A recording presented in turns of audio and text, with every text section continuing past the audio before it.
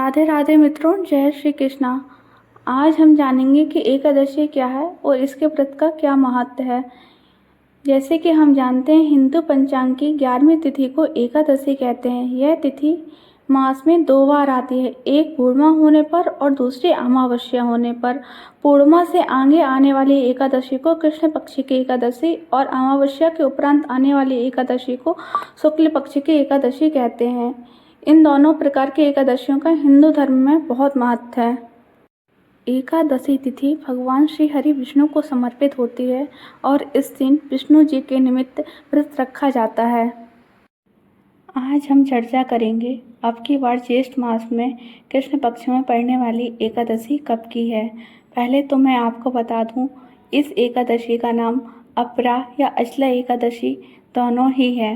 धर्मयुधिष्ठिर को भगवान श्री कृष्ण ने अपरा एकादशी के बारे में कथा सुनाई है। वो कथा मैं आपको इसी वीडियो में आगे सुनाऊंगी।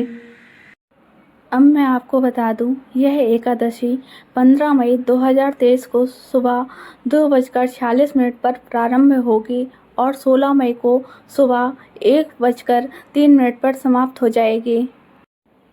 15 मई की उदिता में एकादशी है और अब की बार 2 एकादशी नहीं है, एक ही एकादशी है। इसलिए जो एकादशी का व्रत करते हैं वो 15 मई को ही करें और एकादशी का जो व्रत है वो 3 दिन में पूरा होता है। हमारे ग्रंथों में लिखा है, यदि दशमी को एक बार भोजन लेते हैं और द्वादशी को भी एक बार भोजन लेते हैं और एकादशी को भी यदि आप एक बार ही फलाहार करते हैं तो आपको एकादशी का फल पूरा का पूरा मिलता है। यदि आपने दशमी को 2 बार भोजन लिया और द्वादशी को भी 2 बार भोजन लिया तो एकादशी का फल सिर्फ आधा रह जाता है।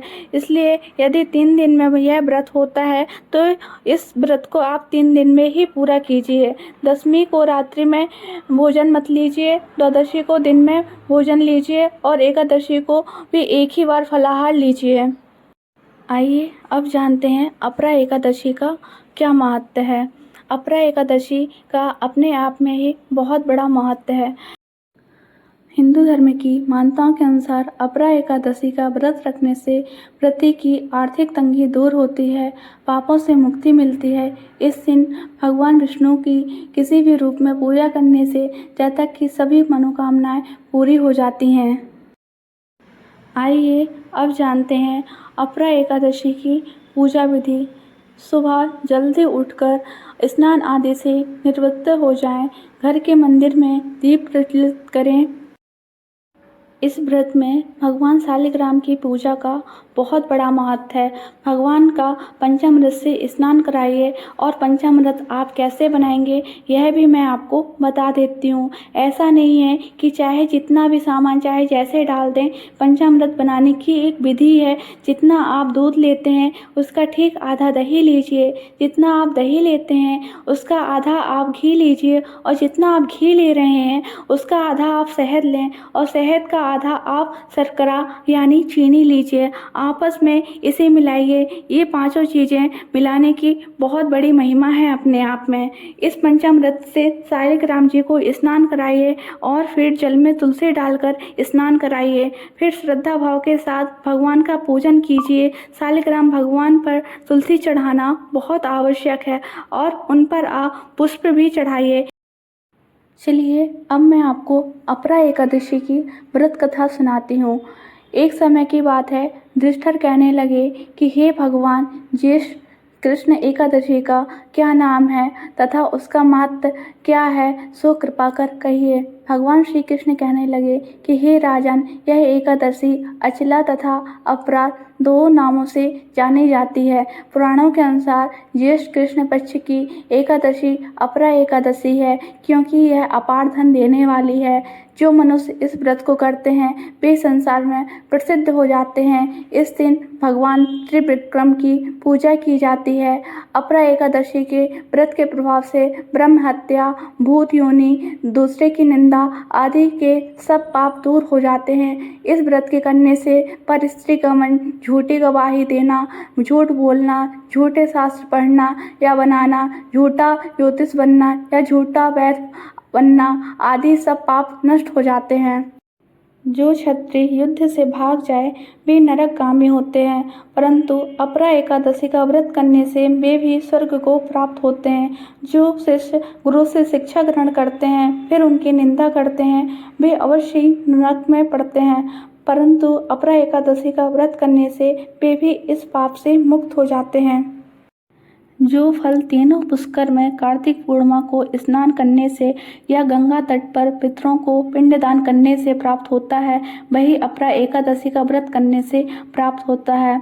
मकर के सूर्य में प्रयागराज के स्नान से, शिवरात्रि का व्रत करने से, सिंह राशि के बृहस्पति में गोमती नदी के स्नान से, कुंभ में केदारनाथ के दर्शन या बद्रीनाथ के दर्शन, सूर्य ग्रहण में कुरुक्षेत्र के स्नान से, स्वर्ण दान करने से अथवा अर्धप्रसूता गोदान से जो फल मिलता है वही फल अपरा एकादशी के व्रत से मिलता है। यह व्रत पाप रूपी वृक्ष को काटने के लिए कुल्हाड़ी है, पाप रूपी ईंधन को जलाने के लिए अग्नि, पाप रूपी अंधकार को मिटाने के लिए सूर्य के समान, मृगों को मारने के लिए सिंह के समान है। अतः मनुष्यों को पापों से डरते हुए इस व्रत को अवश्य करना चाहिए। अपरा एकादशी का व्रत तथा भगवान का पूजन करने से मनुष्य को सब पापों से छूटकर वैकुंठ धाम को जाता है। इसकी प्रचलित कथा के अनुसार प्राचीन काल में महिध्वज नामक एक धर्मात्मा राजा था। उसका छोटा भाई वज्रध्वज बड़ा ही क्रूर, अधर्मी तथा अन्यायी था। वह अपने बड़े भाई से द्वेष रखता था। उस पापी ने एक दिन रात्रि में अपने बड़े भाई की हत्या करके उसके देह को एक जंगली पीपल के नीचे गाड़ दिया। इस अकाल मृत्यु से राजा प्रेतात्मा के रूप में उसी पीपल पर रहने लगा और अनेक उत्पात करने लगा। एक दिन अचानक धौम्य नामक ऋषि उधर से गुजरे। उन्होंने प्रेत को देखा और तपोबल से उसके अतीत को जान लिया। अपने तपोबल से प्रेत उत्पात का कारण समझा। ऋषि ने प्रसन्न होकर उस प्रेत को पीपल के पेड़ से उतारा तथा परलोक विद्या का उपदेश दिया। दयालु ऋषि ने राजा के प्रेत योनि से मुक्ति के लिए स्वयं ही अपरा एकादशी का व्रत किया और उसे अगति से छुड़ाने के लिए उसका पुण्य प्रेत को अर्पित कर दिया। इस पुण्य के प्रभाव से राजा के प्रेत योनि से मुक्ति हो गई। वह ऋषि को धन्यवाद देता हुआ दिव्य देह धारण कर पुष्पक विमान में बैठकर स्वर्ग को चला गया। हे राजन, यह अपरा एकादशी की कथा मैंने लोकहित के लिए कही है। इसे पढ़ने अथवा सुनने से मनुष्य सब पापों से छूट जाता है। अपरा एकादशी के पारण का शुभ समय। अपरा एकादशी व्रत का पारण 16 मई 2023 को किया जाएगा। व्रत पारण का शुभ मुहूर्त सुबह 6:41 से सुबह 8:13 तक रहेगा। शुभ मुहूर्त में पारण करने से एकादशी व्रत का पूरा फल प्राप्त होता है। राधे राधे। जय कुंज बिहारी श्री हरिदास।